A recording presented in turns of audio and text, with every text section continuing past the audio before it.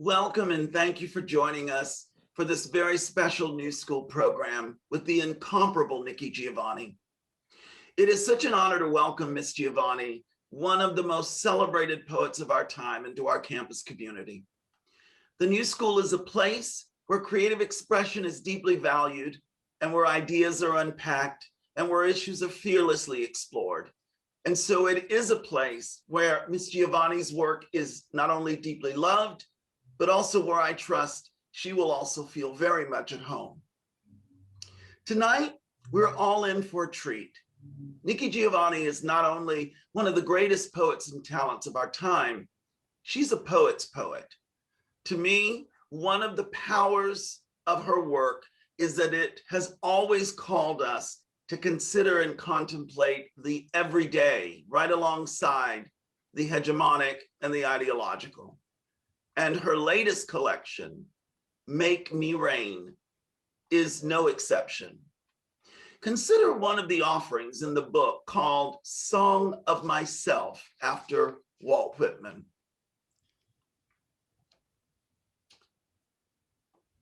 If ever there were leaves of grass, they would be the captured and enslaved, bought and sold, planted and sown, made to be something they were not, yet growing and blossoming and finding a way to recreate themselves. If ever there was a song of myself, it was the song sung by the old ladies, watching their children be snatched away, watching their sons be hanged, watching their lovers be whipped, finding a way to offer a prayer to a God they had not known.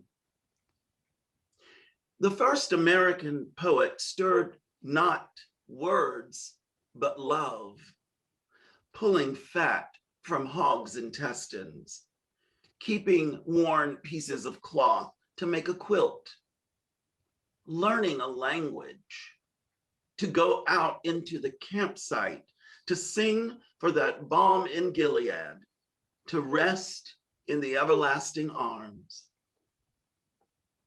Whitman heard those in the printing room, in the fields, in the hospitals, in the moans of the wounded and dying. But he was not our first poet. Those women who had to recreate themselves and therefore create this country, they were not uneducated. They were not ignorant. They were not afraid. They were simply without degrees, but they were first. A true exemplar of the power of what is possible when an artist insists on observing the everyday alongside the ideological. This meditative piece simultaneously points to what can be lost in the retelling and relating of American history when we suppress the everyday lives and the extraordinary contributions of African-American women. Tonight is the center point in the New School's commemoration of Black History Month 2021, and it is just one of the ways that we honor Black voices, Black culture, and Black lives. Black history is American history, and American history is Black history. You can't have one without the other. And our history is something that we should never forget or disregard. Indeed, the travesty that we have made of American politics, especially in these last 4 years, is arguably the most recent example of what can happen when we forget. I want to take a moment here to give thanks to the members of our faculty, our students, and our staff who have contributed to the New School's Black History Month commemoration. Our collective efforts are critically important to creating a more inclusive New School and a more inclusive world. Very special thanks is due to our colleague, Melanie Hart, Senior Vice President for Equity, Inclusion, and Social Justice, who is also serving as our host for tonight's program. We're grateful to her for curating and lifting up a range of events and for ensuring our commemoration continues year-round. Let me once again thank you for being with us this evening. Like you, I am really looking forward to tonight's conversation. Good evening. I'm Melanie Hart, Senior Vice President for Equity, Inclusion, and Social Justice and Chief Diversity Officer. I'll do a small bit of housekeeping tonight, and then I'll turn it over to our main event, the reason we're all here, not to hear or see me, but the incomparable Miss Nikki Giovanni. Some basic housekeeping. First, this event is being recorded and the recording will be made available after the event. Please use the chat window to say hello and let us know where you're calling in from. Please use the Q&A feature throughout the event to send questions to Ms. Giovanni, and a moderated Q&A will take place after the conversation. To enable automatically generated live transcription, click on the arrow next to the live transcript button at the bottom of your Zoom window. You can change the size of the font, display the full transcript, and save the transcript from this button as well. Attendees joining via their phone can only view full transcript and don't have access to this other functionality. We are also joined by ASL interpreters Naomi and Rodney. If you would like to make their video prominent on your Zoom window, click on the button with 3 dots that appear when you hover over their video. You can pin multiple videos on your computer if you repeat this process. If you're joining us by phone, you can swipe left to display gallery view, then double click on the interpreter's video. With that, I will do a very brief introduction, as I have been told that Ms. Giovanni does not like long introductions, and then I will welcome her to honor us with one of her poems. Poet Nikki Giovanni was born in Knoxville, Tennessee on June 7th, 1943. Although she grew up in Cincinnati, Ohio, she and her sister returned to Knoxville each summer to visit their grandparents. Nikki graduated with honors in history from her grandfather's alma mater, Fisk University. Since 1987, she has been on the faculty at Virginia Tech, where she is a university distinguished professor. Family, community, please help me welcome Ms. Nikki Giovanni. Thank you. Thank you. Is this me? Yes, ma'am. This is all you. Thank you. I was born in the Congo. I walked to the Fertile Crescent and built the Sphinx. I designed a pyramid so tough that a star that only glows every 100 years falls into the center, giving divine, perfect light. I am bad. I sat on the throne drinking nectar with Allah. I got hot and sent an ice age to Europe to cool my thirst. My oldest daughter is Nefertiti. The tears from my birth pains created the Nile. I am a beautiful woman. I gazed on the forest and burned out the Sahara Desert. With a packet of goat's meat and a change of clothes, I crossed it in 2 hours. I am a gazelle, so swift, you can't catch me. For a birthday present when he was 3, I gave my son Hannibal an elephant. He gave me Rome for Mother's Day. My strength flows ever on. My son Noah built Newark, and I stood proudly at the helm as we sailed on a soft summer day. I turned myself into myself and was Jesus. Men intone my loving name. All praises, I am the one who would save. I sold diamonds in my backyard. My bowels deliver uranium. The filings from my fingernails are semi-precious jewels. On a trip north, I caught a cold and blew my nose, giving oil to the Arab world. I am so hip, even my errors are correct. I sailed west to reach east and had to round off the earth as I went. The hair from my head thinned and gold was laid across 3 continents. I am so perfect, so divine, so ethereal, so surreal. I cannot be comprehended except by my permission. I mean, I can fly like a bird in the sky. Thank you, Melanie. Hey, the night can end now. Like, we can just stop in this moment because Nikki Giovanni just read Ego Tripping, and I don't know that we need to say anything else right now. Thank you. Thank Thank you, you. thank you. So I have to say, I'm going to do little talking tonight, but in honor of my mom, I have to say that you and I have spoken and you've given me permission to call you Nikki tonight. So I don't want people to think I don't have home training by calling you the legend, the honor, the elder Nikki. So I just want to be clear in that tonight as we have this conversation. Thank you so much for being here. I so honor and appreciate you.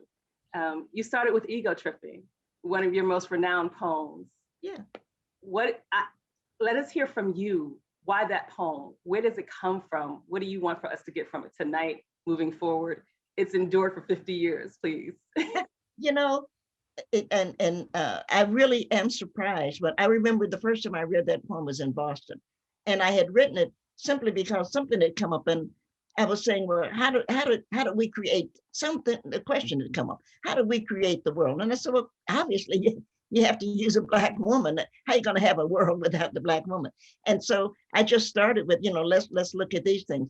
I was amazed when I read that poem that it was received in the way that it was. And I thought, oh, maybe this is doing something different. There's, and I have a line in there that I don't think anybody knows, Melanie, and it's Soft Summer Breeze, Soft Summer Breeze, bum, ba-dum, bum. And I wanted to, Eddie Haywood, pianist, and that was in there. And I wanted to bring some things in that people don't recognize. The Sphinx, by the way, that's an actuality. It is so correctly put that a star that only glows 100 years does fall into the center.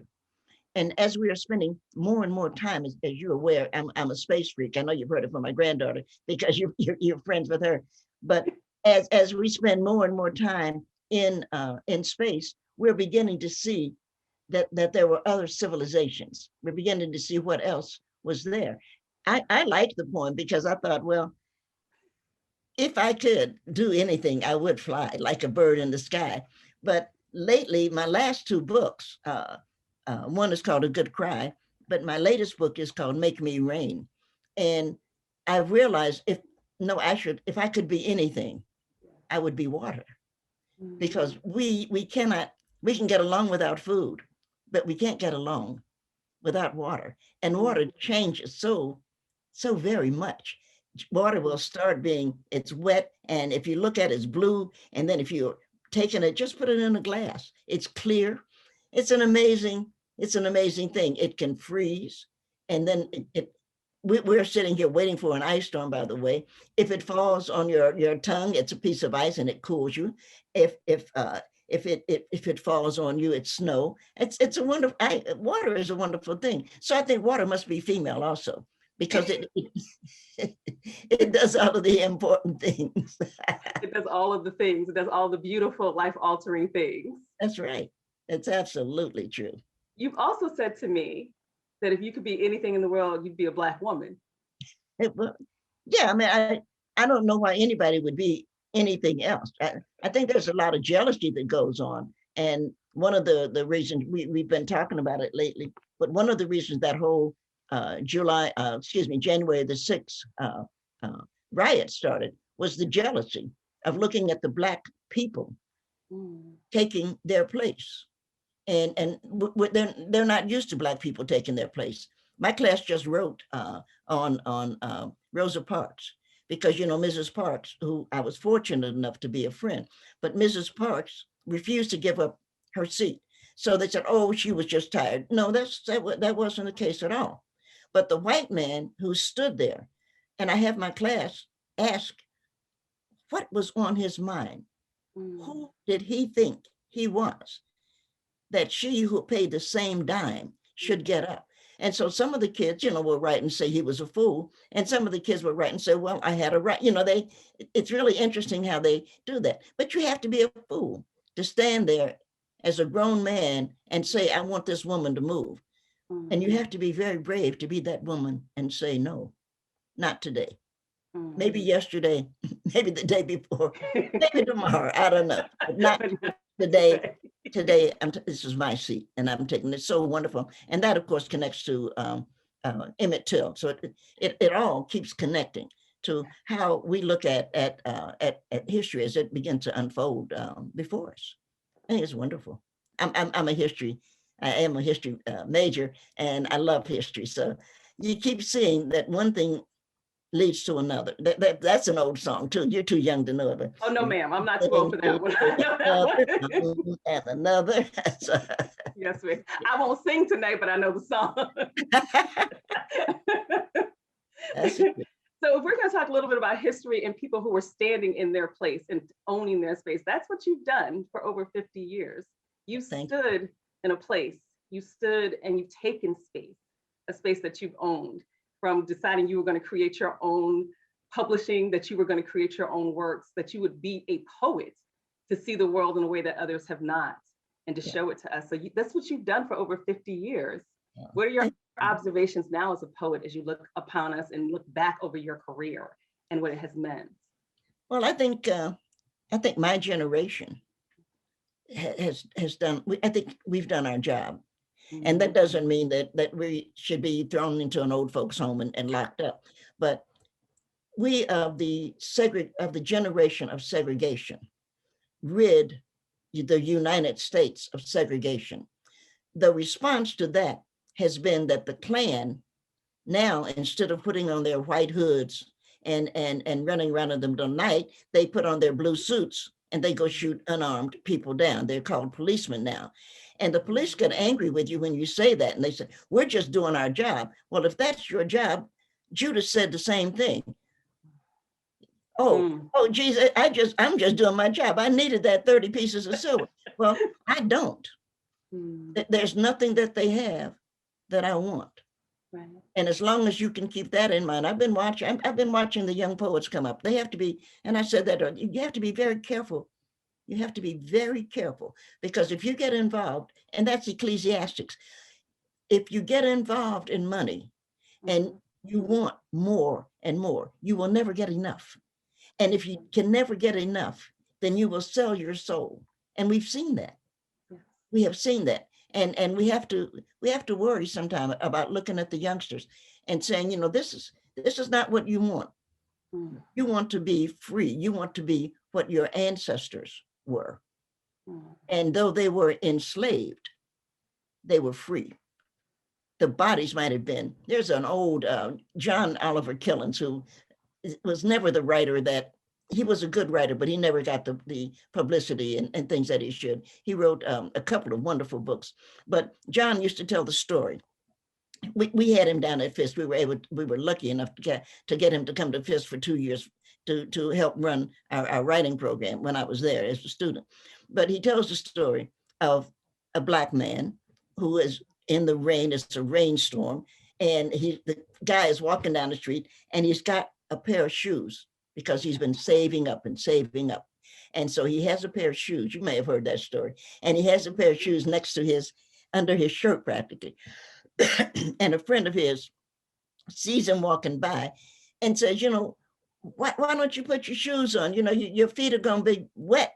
Look at what you're doing. And the slave looked over and he said, well, these feet belong to master, but these shoes belong to me.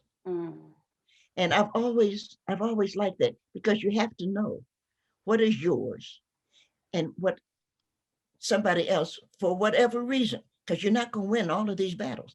None of us are. It's just, that's the way that goes. We will not win them all, but we have to decide which ones are important and which ones aren't. And right now, I sometimes worry that we're fighting unimportant battles. I have such an admiration for Black Lives Matter, because they have taken globally. If I would make, which I can't, I wish I could have 6 numbers and I could win, you know, the lottery is always, you know, $550 million or something. That's where it would go. But they have taken what we took as civil rights, they have taken globally. And I think it's just incredible that those 3 young women who were upset about a murder, because it was a murder. And by the time we get to George Floyd, we have, and it's unbelievable, Perth, Australia is marching with Black Americans. It's so wonderful. And Black lives do matter. And they have said it. We haven't taken away, we never said nobody else's life did. We just said ours does. Our sons, our daughters, our lives matter.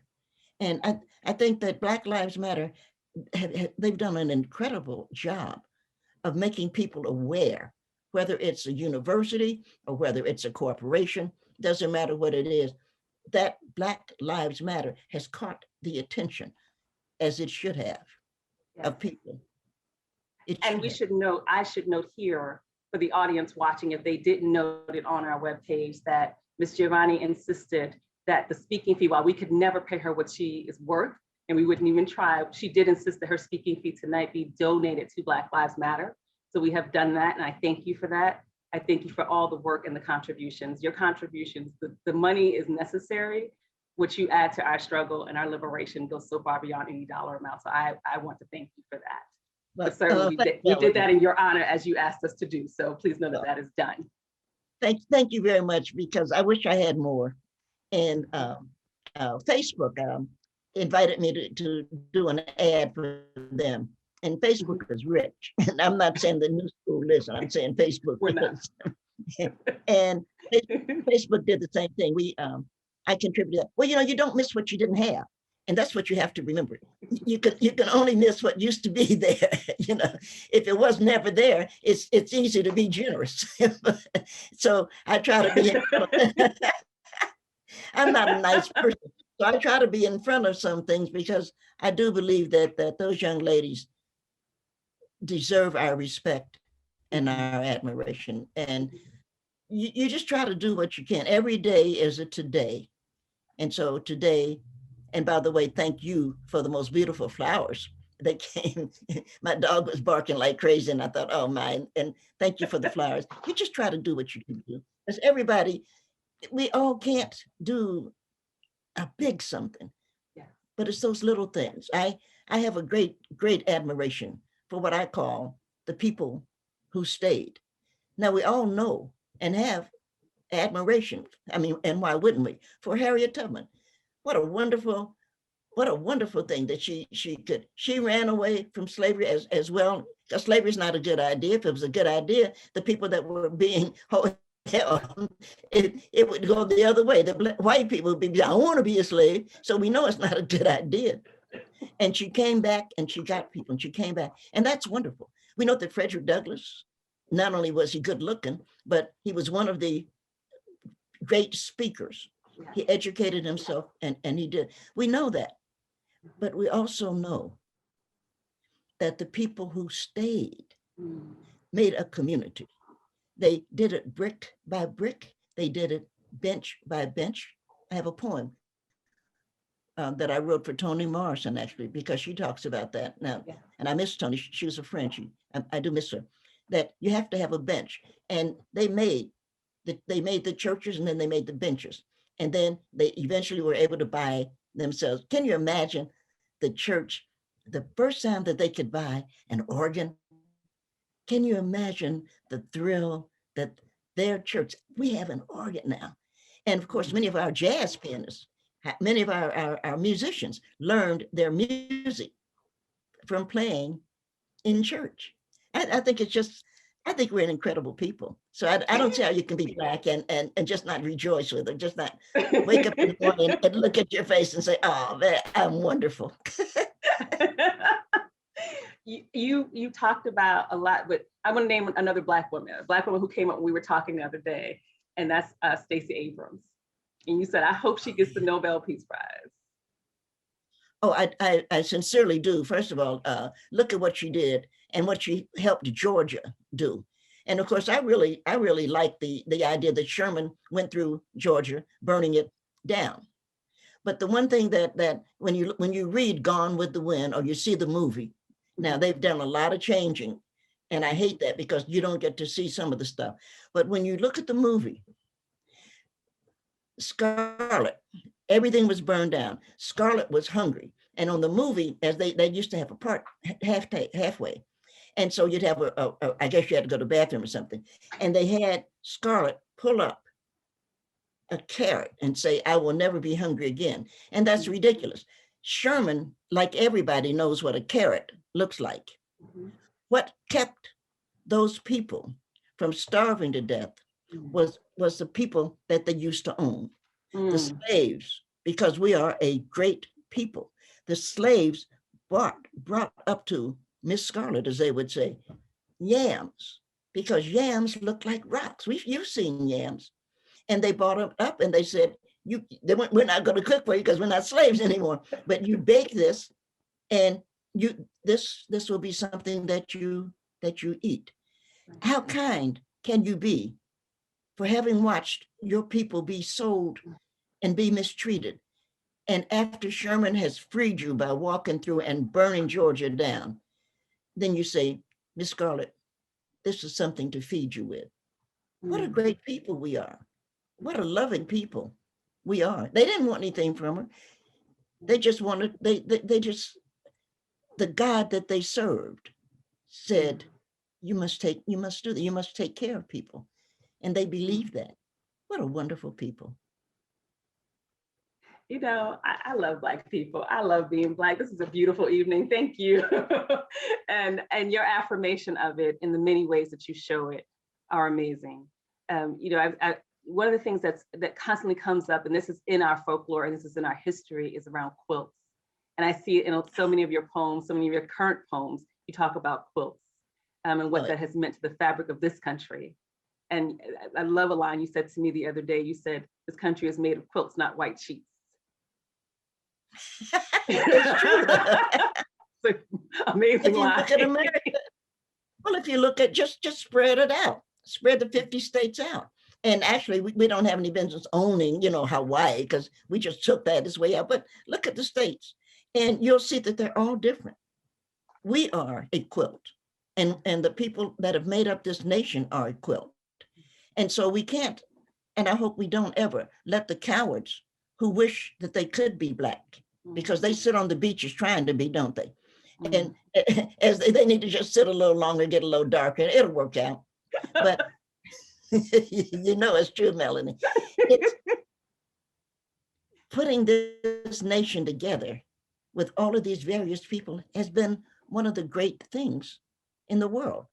And we have to continue. Joe Biden and Kamala Harris have to continue to fight for the quilt that is America. And I did mention, so that we can finish that, Stacey Abrams is nominated for the Nobel. And I'm sure that, I'm not sure, I do not know Ms. Abrams. She probably doesn't care any more about the $1 million than a man in the moon. I think you get $1 million when you win the Nobel. But I think that what's important is that she be recognized by all of us for the great work that she's done. And if Sherman, and it did, if Sherman burned Georgia down, Stacey Abrams has picked it back up. And I think that needs to be remembered. Always remember, and remember the origins and the strength and the creating of Black women, which is something that you've definitely taught us, and you continue to teach us. You've continued to write. You've released your new book. You have another one on the way, I hear. You continue to write and grace us. What is this space and time for you that you're writing? And you've looked back over 50 years of a career that have been extraordinary, absolutely extraordinary. What is it that you need for us to do right now? And I'm talking about the generations of us who stand in front of you, behind you, with you. What is it, the work that we should be doing right now? Well, I'm going to say, and it's going to sound really silly, but you know, what we have done, we who are Black, what we've done is we've learned to lean on the everlasting arms. And your generation has to learn that. My granddaughter's generation, which is further down, has to learn that. You can't just keep deciding that there is a right or a wrong. There is only today. And you wake up. Now, me, I'm 77 years old. So I do get to look back. And I don't have, it would be wrong for me to tell you all what to do. I watched Roy Wilkins dislike, which he did, this is this history, Martin Luther King Jr., because he said Martin shouldn't be doing that. But I watched Martin just like SNCC, Student Nonviolent Coordinating Committee. They shouldn't be out in the street. This is not the way we do that. I watched SNCC and John Lewis and I graduated from Fisk at the same time. John was a friend, but SNCC wasn't that fond of the Black Panthers because the Black Panthers took their rifles and stood in Sacramento. I remember that.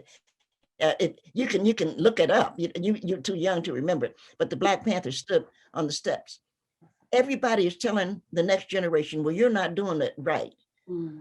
What I noticed, tell the next generation is, I'm on your side, but at about 6:30, I'm going to pour a glass of champagne and I'm going to go and sit with my goldfish, and I'm going to wish you well, because you know what you're trying to do, mm-hmm. and I want you to know that we love you. But there's a gospel. Well, I love spirituals, but there's a spiritual. We are climbing Jacob's ladder. Every round goes higher and higher. I believe that. I believe that every round goes higher and higher. I think that what the next generation is doing is the right thing. Mm-hmm. I hope that I'm staying, you don't want to live forever, but you want to, be around to see, oh yeah, see, I knew that they could do it. Yeah. It was sad. My sorority sister, Cecily Tyson, just passed, as you know. Yes, ma'am. And it was so wonderful to see that people came all the way from Los Angeles so that Cecily would not be in Abyssinia Baptist Church, which is her church actually of Adam Clayton Powell, would not be there alone. They wanted her to know, we are here with you. It's so wonderful. You have to love Black women, and you have to love us for the way we do. Some of those people will end up with COVID because they were on these planes that they'll end up sick. But they didn't want Cecily to be by herself.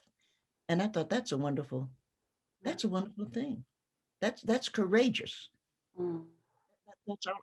That's courageous. And we have to recognize the courage. And that's why we sent you flowers today, because we need to give you your flowers while you're here. We need to make sure you know that we see you, we honor you while you're here. And so I hope you enjoy those flowers today. Oh, they're beautiful. I really, yeah, they're beautiful. Thank you very, very much. I really do. Of course. I want to take some time and open it up to see if there are questions. I know we have a lot of people who are here. There's a lot going on in the chat with people just sending love from all over the country, but I will go into the Q&A and see if there's any questions that folks are asking that I can actually help. I can help curate here. So if I may, the first question says, in my course, Equity Design Community, we have studied quilting and the Black-Eyed Pea. We know that one well. We're going to Mars to discuss the legacy and history, as well as the future of the community of Gee's Bend, Alabama, a multi-generational community of Black women quilters who continue to live in poverty despite international acclaim. As we explore how can we foster equity-centered and community-led collaborations within the art and design industry, we continue to observe exploitation of communities like Gee's Bend for profit. What role do you see artists and activists playing to advance equity and justice within our industry? The Gee's Bend question is it's a difficult question. And I always like to point out that I have made, because I'm a human being too, mistakes in my life. But one of the bigger mistakes was the first time I went to Gee's Bend, I could have purchased a quilt for about $100. And I'm so mad at myself that I didn't, because it was finally discovered that, if you can buy a Gee's Bend quilt, which you probably can't, they're $10,000 on. I'm not sure what we mean, and I'm not arguing by poverty, but we knew if you go now, probably the second time I went, I took some people. You knew who the quilters were because they all had new cars. They did. And I thought that was fat. They did that. They had new cars, and they're teaching younger people. I'm not sure what we mean by poverty at Gee's Bend. We do know that nobody can go into Gee's Bend and hurt them because they can't get in. And if the riot that happened on January the 6th, if they tried to bring that into Gee's Bend, they'd all be dead. because G's been the location and the way it is protected. So I'm not sure that we should encourage them to what, move to Los Angeles where you can't breathe the air, or I'm not laughing at it. I'm just saying, Yes, ma'am. I'm not sure what we mean, but that is a community that has decided for itself who it is. And I'm pleased about that. And I know that this community, they also do make some monies, and I would think pretty good, from the Smithsonian, from Okay. their quilts and from the books that they're the books that they are there, and they're the big books that are $50 books, but they're the postcard books. So I would imagine some of that also is coming in. And I said earlier, and this is just what I believe, you have to be careful about money, because if you're not careful, you'll lose your soul, and all you'll have for it is $1,000 or so. And I think that G's Ben knows what they're doing. And I think that they have made a decision about how they are going to conduct their lives and how they are going to protect themselves. I just, and let me remind, by the way, the designers designed not only, of course, Jackie Kennedy, but let's go all the way back to Martha Washington. The designers designed the clothes that most of the slave owners wore. Designing has been a big, I would say, business. The designers did not always get paid for it, but it's a big business. And Black designers have more than enough. They have a lot of control over what we wear and how we wear it. At one point, the most fantastic women in the world were Ivorians, from the Ivory Coast. Everybody wanted to look like, and this is just history. They wanted to look like that. And so I'm always glad to see the young people coming, and I say young because I'm old, but I'm glad to see them coming up and making some decisions about what they do want to design. You have to remember that Washington, D.C. was designed by Black people. You have to remember that the bricks that were making the Capitol, were making the White House, were on the backs of Black men, and that was designed by a Black person. So there's a great history of the design. I think that we have to be careful not to make a decision that what we see is what should not be. I think we have to make a decision about letting people make their own decisions about how they want to live and where. Thank you. Thank you. Another question is asking for poets who are not emerging poets, those of us in our 50s. That's what the question states. How should we think about going about publishing our work in this day and age? What would you say is the best means for us to go about publishing our work? Well, now, I published my first book, Black Feeling, Black Talked. And I had to get a friend who I was living in New York then, had a friend in the village who had a printing press. And we worked out a situation a deal, I guess, where I needed 100 books. We were talking about that. And I said to him, well, what would it cost? And he said, well, for $100, I can give you 100 books. Well, that made sense because I figured you can sell 100 anything. You stand on the corner and sell it. But the next 100 books, right, are only going to cost me $50 because the next 100 books, the plates are already made. So now I am making, I'm never going to be rich. If you're a poet, any of you poets out there, you're never going to be rich. But I had enough to continue with my business. Yeah. But you guys now, you have the, what do you call this thing? Internet. You have, whatever it is you can put things on and send them off. What is that? Like Facebook and stuff? Yeah. You can send things out. So you have an ability to have your work be shared. And the one thing that you have to be very careful about, I think at least, is a lot of people worry that if I just put my poem out there, somebody will steal it. Well, you'll be lucky if somebody does, but you cannot worry yourself, because if you try to protect your work, pretty soon you don't have any work to protect, because you're more interested in this is how it should be than this is the poem that I want to. And I don't know what Amazon is doing, but I know Amazon does. They do some printing, and there's some things that they do that, and Amazon goes all over the world. You do Amazon, and next thing you know, somebody in Brazil is trying to, what is that? Change your work, make it into another language, translate, So a lot of things happen. I think that the main thing is to share. I'm a big fan of sharing. You have to share your work. And if you are comfortable, if you can, and you have to learn this, once you share it, you're going to share it at church, or you're going to share it in the community center. And pretty soon you're going to get comfortable with sharing your work. And then the next steps will be, and what do I do with it now? That's the way I look at it. You have over 40 books. You have 7 NAACP Image Awards. You've been honored. You have honorary degrees. You have dozens of keys to cities, including New York City. But there's one question I want to ask you about, because you and I talked a little bit about this, New York Times. I'm gonna raise this up. So you've had a long history with the New York Times, right? We can go back to Black Feel and Black Talk Judgment. You do your book launch, right, at Bursland, and they come not knowing who you are, asking for Nick Giovanni. And it is in fact you. And yet, so for all these years, you've had this storied relationship, I would say, with the New York Times, and you've had bestsellers. And yet, one of the things you mentioned to me is that you believe they should have a poetry category, and they do not.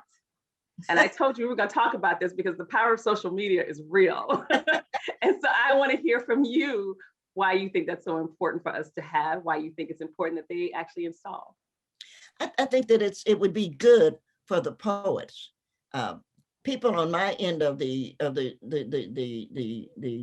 bin, we've done what we're going to do. But watching that young woman, Amanda Gorman, and watching now that she's got the #1 and #2 bestsellers for Amazon, I think that's really, I think that's wonderful. And I wish her well. And I don't know her or her mother. Her mother is a Delta, but aren't all good women. But I don't know. You have all kind of whoop whoops going on in the chat right now.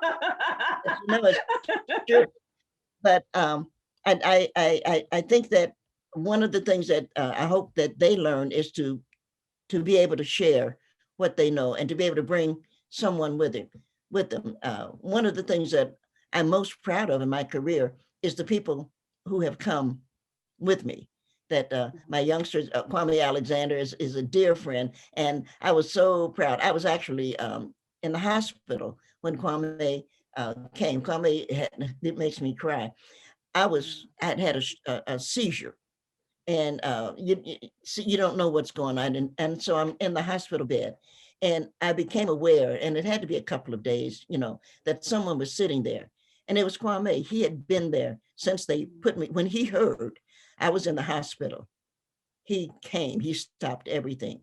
And he sat there and he said, Nikki, and I'll always remember that, you have to get well. I won the Caldecott. And I said, he said, I won the Caldecott. You have to get well. And I said, okay. And I've gotten well. And you have to bring people with you. That's what's important. Who you bring in with, trying to help to make sure that somebody else is coming along, because it's no fun being out there by yourself. Bring somebody with you. Help see who you can help. And do you think the category with the Times would help us to be able to bring more people along, specifically around poetry?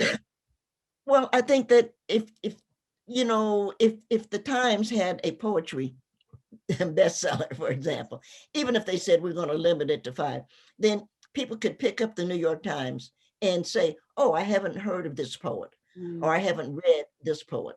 And it would it would open some things up. Your president read, the first poem that he read was my poem on Walt Whitman, because the New York Times invited me to write, because they're doing this series, and they said, will you write a poem? Will you do something on Walt Whitman? And I did, but of course they rejected it, because what they wanted was not what they rejected it. And I had to laugh. I said, that's okay, I have a book. It's going to go in my book. I don't care what, because I know that Walt Whitman is not America's first poet. I know the first poet in America were those women humming in the fields, for those women cleaning the clothes, those women getting up before dawn and cleaning. Those were the first poets. And I'm not going to let Whitman get away with, oh, would we really like Walt? I'm glad you do. But the first women, the first poets in America were Black women. And so the times and I have had some ins and outs. My good friend Jericho Brown won the Pulitzer, and I was so proud. And I called Kwame and my friend Joanne Gavin. I said, "Oh, let's get a page in the New York Times to congratulate Jericho, because that was wonderful." And we tried to. Do you know a page in the New York Times costs something like $120,000 or something? Yeah. And they were saying no. And my position on that to the Times was, wait a minute, what's wrong with you? If Jericho and Joanne and Kwame and I had killed some people, we would make the front page. If we had shot something down, if we had done something, if we had robbed a bank, they would say, oh, look at those poets robbing a bank. But because he wins an important prize that I'm sure means a lot to Jericho, all of a sudden, you want that kind of money. And then somebody said, well, we can start to save. I said, we're not saving any money to give to the New York Times, because they should know better. They should know that when Mr. Brown wins a Pulitzer, they should put it in and say, congratulations, and your friends congratulate you, and we could have signed it. They should have done that. Why wouldn't they be proud of him too? And that's the kind of thing that makes you mad. So the times when I have gone in and out, it's I told you I was going to give you this platform for this conversation. No, I promised it to you, and I wanted to make sure you had it. Yeah. Why wouldn't you? Every time a Black man does, if he gets shot in the back and he's unarmed, that's news. But if he writes a beautiful, and Jericho's a beautiful writer, by the way, a beautiful poem, nobody wants to hear about it. And that's what makes me angry. Like, stop it. Give them their due. Speaking of flowers, give Jericho the flowers while he's still here to appreciate it. Yeah. And so it's in my book, by the way, the letter to the New York Times, because I published. Yeah. Oh yeah. I was going to say. Oh yeah. I thought, no, we're not going to let you get into that. We're not. Come on, get over it. And I think we're friends, but sometimes everybody wants to decide who you are, and there's only one person that can do that, and that's you. You can decide who you are, and you do have to be very careful, because if you're not, people who don't like you will decide who you are, and it'll take your soul away, and you don't want that. So we're getting close to the end of the night. I told you I was going to also honor your time so you could go have your glass of champagne. Your new book, come down. Your new book is phenomenal, as we would expect it to be. Make Me Rain. It's beautiful. It's moving. It is extraordinary. And I know you have a special, well, all your poems are special, but I know you started talking about your granddaughter, your amazing granddaughter, who I have the honor of knowing.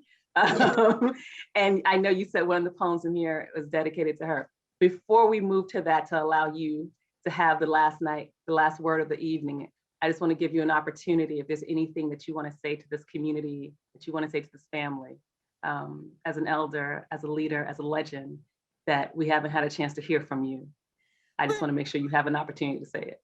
Well, I appreciate that. And I want to say, life is a good idea. It really is. And we all know when your phone rings, when Jesus calls, we know that you're going to answer. So you don't have to rush. You don't have to worry about what you have to do is what you believe in doing. And I think that it's a good idea to remember that every day, it's every day when you wake up. It's every day. That's the only day you have. You don't have tomorrow, and you won't have the past. You don't have tomorrow, and you won't have the past. I have to look for it. It's on page 25, isn't it? But yes. What's important is to understand and enjoy the life you have. You're going to fall in love with somebody who's stupid and dumb and crazy. And that's why pencils have erasers. That's why that's the truth. It didn't work. And so you go on to the next person. Everybody keeps trying to, you need to keep doing something for yourself. And I think that that's what's important. I really do.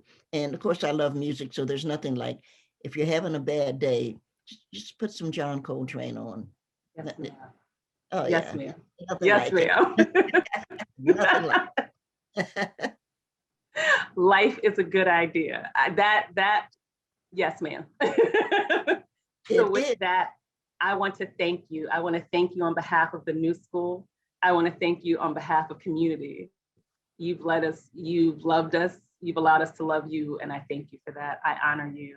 But I want to give you, as the elder, the last word, as you pay homage to your amazing granddaughter. So thank you so much. Your friend. Thank you. This was a poem I wrote for Kai. No ID required. When you grow up, remember, I'm a train, diesel with wings. I can take you anywhere. I'm a book. You can learn everything. I'm fried chicken. You will never be hungry. I'm a quilt to keep you warm. I'll be with you with the ancestors. So you'll have to tweet from your heart, but I'll know who is calling since I only have one granddaughter. And I do only have one. And I was thinking about that because Kai says, Grandma Nick, it's Kai. I know, I know who it is. I only have one granddaughter. So when I'm gone, you have to remember, I'm a diesel, I'm a book, I'm a quilt. I'm there for you. I will always be there for you. You will never need anything that I will not be there for. Thank you. Thank you. And thank you. Yeah, thank you, Melanie. Have a wonderful night. Thank you, everyone, for joining us. It really is my pleasure. I've enjoyed being with you. The cover of the book is a shout out to Marvin Gaye, to what's going on. Yeah, you can see. Yes. There's meaning in everything. There's meaning in literally everything you do. So yes, and thank you. Yeah. One day we'll answer that question, what's going on? That's the next conversation we'll have. I'd love it. Anytime you give a holler. And when I get to New York, I expect to see you. So that's fine. Oh, you will more than see me. I will buy you that bottle of champagne and those oysters. And the oysters, I was going to say, don't forget the oysters. Oh, no. And the oysters. Yes, ma'am. Thank you so much. New School, have a good night. Nikki, have a wonderful evening. Thank you so much. We appreciate it. Thank you so much. It's a pleasure. Okay. Good night, all. Good night.